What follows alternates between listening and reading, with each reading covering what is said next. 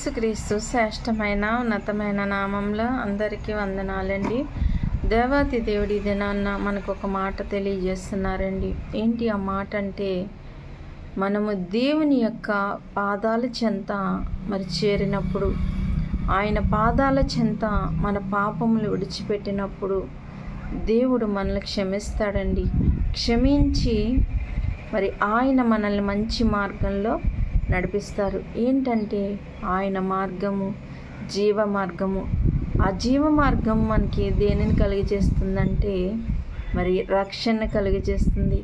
ఆ రక్షణ జీవితం మనల్ని ఎక్కడికి నడిపిస్తుందంటే పరముకి నడిపిస్తుందండి. అలాంటి జీవితాన్ని మనము జీవించడానికి దేవుడు మనకి ఒక అవకాశం ఇచ్చి ఉన్నారు.